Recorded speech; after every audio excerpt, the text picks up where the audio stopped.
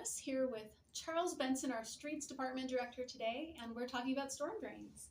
So stormwater is an enterprise fund, so that means it's paid by the fees that are charged for the stormwater part on your bill. And so no tax money is used in the stormwater department. So you're tasked with maintaining the storm drains, and tell us what that means. We have about 72 miles of pipe storm drain in the city. All of those storm drains connect to our creek system in the city, which is probably about another 100 miles of open creek that's in the city. Wow.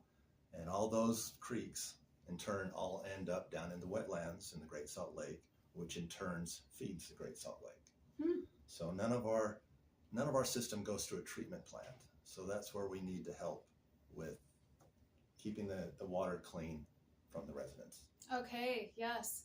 Part of that system as well is we have 25 stormwater detention basins throughout the city. So we clean, maintain all of those.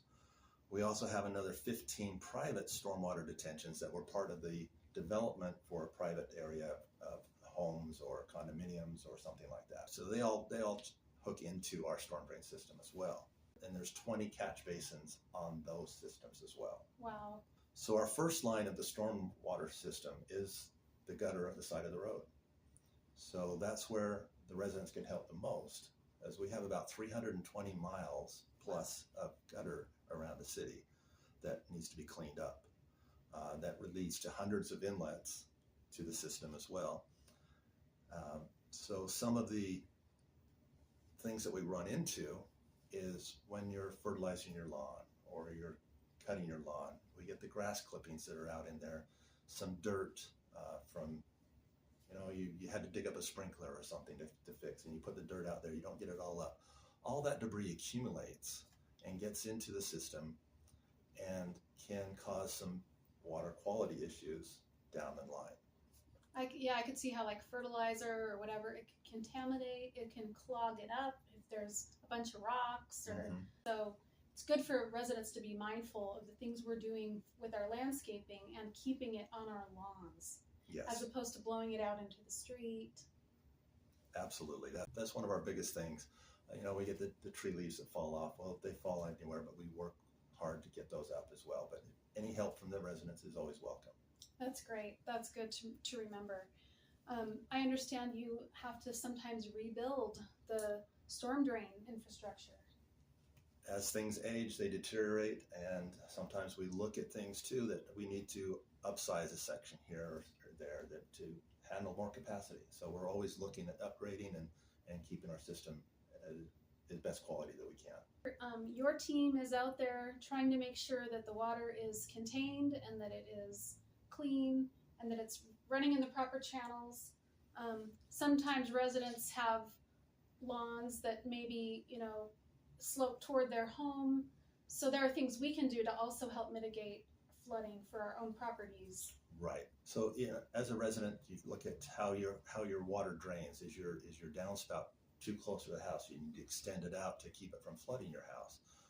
Do you need to redo the grading on the backyard a little bit to keep the water from flowing away from the house or channelized out to the front where it can drain out? We're doing what we can to keep the water flowing down the system when we go. But unfortunately, sometimes there are large rain events which might overwhelm the system. So if you can watch your own system around your house to help control any kind of flooding that way as well. Yeah, that's great to keep in mind. That's important. So I understand that there are a lot of state and federal EPA guidelines that you also deal with. There are a lot, and that's so we touched on a little bit about keeping the contaminants out of the system. Since we don't have any kind of water treatment plant before it gets into the wetlands, we need to try to do what we can to keep all those things out. The dirt, the sediment, the green waste that's in the system, and the fertilizers, it can take and affect the water to take the oxygen out and kill the wildlife in the waterways. So even natural things can be harmful in the storm drains. Interesting. So we're part of the Stormwater Coalition, and that's part to help educate everybody of what can and can't go into the storm drain systems. everybody's down to the drain. Downstream, that's it. Yeah. Okay, and that's really true how that works. And so it may not be a problem right here, but it's a problem down farther, and that what we can do to mitigate that problem is what we need to do. That's great. So you work with the sanitation department to collect hazardous waste. Correct. We do a household hazardous waste collection in October here at the city shops.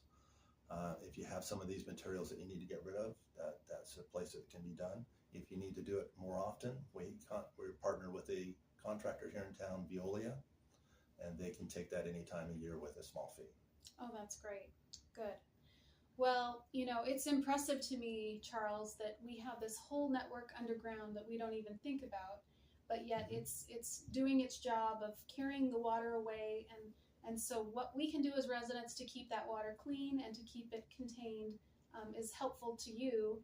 And we really appreciate the work that you do for us as residents. So thank you very much. Well, thank you, Mayor.